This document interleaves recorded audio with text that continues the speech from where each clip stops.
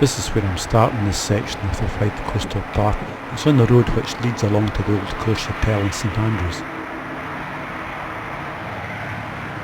This part walks along the side of the golf course on what was the old road into St Andrews, and just up ahead here I'll join the main road itself. This is one of the signs which you'll find along the way. This section has been close to the main road. It is set back just a little bit, which makes it a shade safer. And this is really how it will continue right along until I reach Guard Bridge. This is looking towards the Guard Bridge area and round towards Dundee and RAF, well, what was RAF Lookers in a fairly close distance there. Useful little marker there.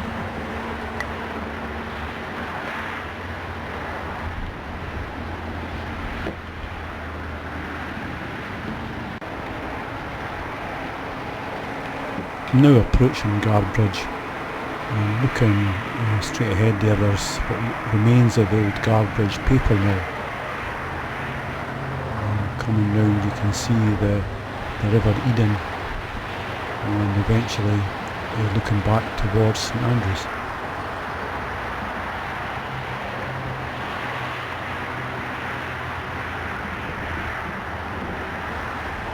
I'm now in Guard Bridge, and this is the River Eden with the old road bridge going across it. And I'm just about to walk through Guard Bridge itself, which is straight ahead between the houses there. I'm now 1 hour into the walk. The old paper mill at Guard Bridge, and I'm walking this direction straight ahead. Just up here at the far end of Guard Bridge is where I leave the main road and go up where the sign says military traffic, up this kind of side road which will take me up towards the base. RAF Lookers now, of course, the home for the army in Scotland. I've come through Lookers past the airbase and I'm now about to walk along Wessex Avenue. I'm still at the edge of the airbase, and I've come up this track here into some more open country now. Heading up this direction. Now left the main track and following this path up along these boardwalks, heading towards Dentsmuir Forest. I'm now 2 hours into the walk. I've come to the end of that boardwalk section. There are 7 of these walks in total, and they certainly make walking across this area a lot easier because it's very, very wet. Now about to head off into this direction here, and again one of the useful signs pointing the direction. It's quite pleasant along this section, just at the edge of the trees, now in Dentsmuir Forest. Well, that's that section finished. I'm now in this road, which is the road that leads down to the Dentsmuir Forest car park. And I walk down this way for a time. Well, I've now been walking 3 hours and I still haven't seen any of the coast. But perhaps it's down here. This is the way down to Conshaldy Beach, so I might be in luck. This is the picnic area at the end of the road, and there are toilets just over there on the right. There's plenty of places to sit too. The sea itself is just over that rise to the edge of the car park. Well, that's the car park there, and the coast's over that rise there. But the path, it doesn't go near the coast yet. It continues along this forest road, which is really left when you're in the car park. This is Dentsmuir Point, and the old ice house is here.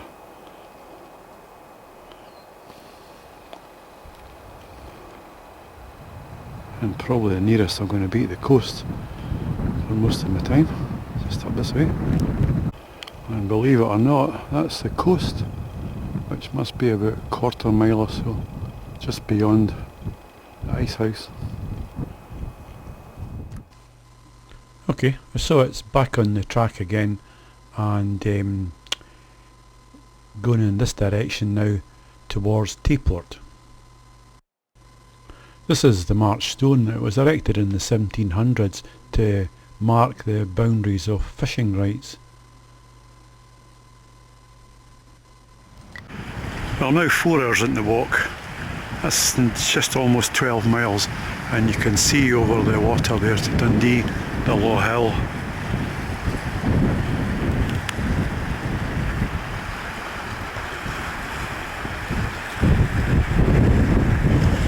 So we've got the coastline at long last.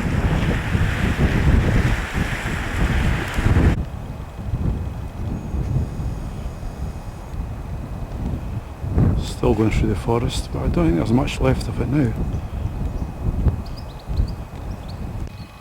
Well, I think that's Tentsmuir forest finished with, which I must admit I'm not sorry. That's about 3 hours we went through the trees. And just over the water there you can see Dundee.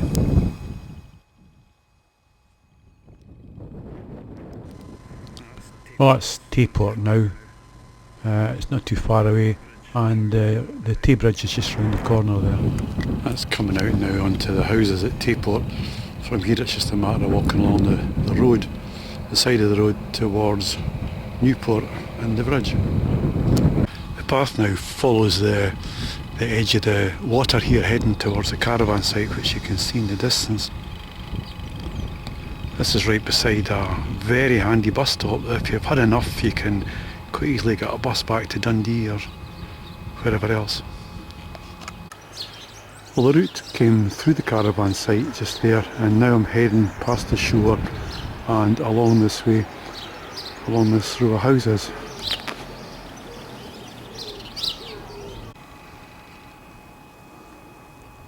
That's Newport Marina Harbour, and I've just come from this direction over here.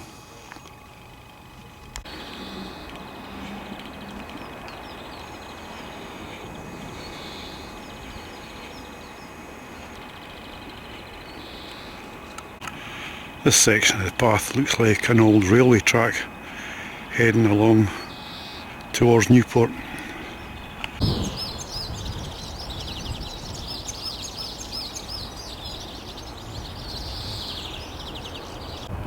I'm just about to finish off this little part of the walk and come up and join the main road and head down towards Newport. And this has probably been one of the most scenic parts of the road so far. You can see the Tay Bridge there, coming around to the Low Hill, and over to Broughty Ferry.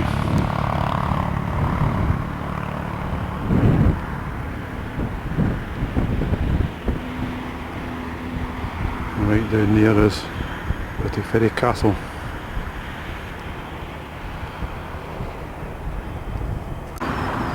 Now if you're finishing the walk here, this is the slip road going up to the Tay Bridge. There are bus stops up here which will take you back to Dundee or probably to St Andrews too. While down the road here there is Newport itself. This section which I've completed from Newport along to here has taken me 1 hour, and overall the walk will have taken me 6 hours walking time. The views have certainly been better as I've approached this part from Newport onwards. It's a very nice walk, and it would be very suitable to do on a mountain bike too.